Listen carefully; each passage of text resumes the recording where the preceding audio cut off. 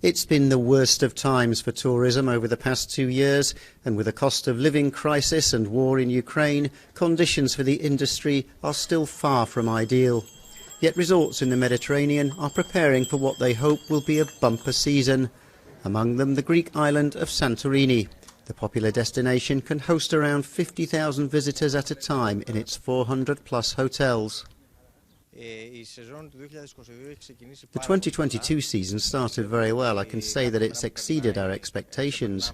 In the early days of the war in Ukraine, quite a few reservations were cancelled. Yet now, it makes me sad to admit it, tourists seem to have forgotten the war.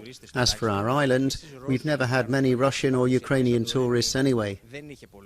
Apart from Greeks, Santorini is popular with Americans, British and French tourists. The cruise ships are back in force. And the island is also looking to new markets to boost its visitor numbers. They're starting to see an increasing number of visitors from China and Japan, often with marriage in mind. This island is extraordinary, actually. This is our first time to Greek and also to Santorini, but when we just arrived, we just felt, wow, this island is the right place to get married. It's our dream to day here, and we could finally make it after long planning days. And it is so, and people in here is so kind, and everybody is saying congratulations and when they walk by.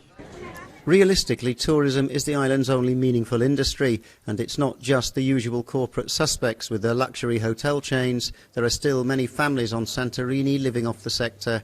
Christos Markozanis is the owner of a tavern where his 2 sons, his niece and his wife work. He says the season started well, but he's still worried about the effects of the soaring cost of living.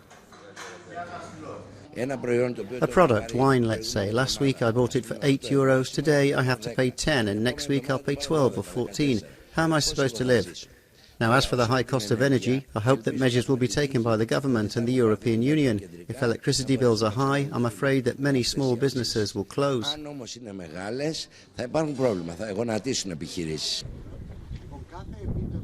The economic crisis, then the pandemic, now the war in Ukraine. Despite the international hardship, Greek tourism is preparing for another very good season. The sea, the sun and the ancient history seem to continue to fascinate foreign visitors. Apostolos Taikos, Euronews, Santorini.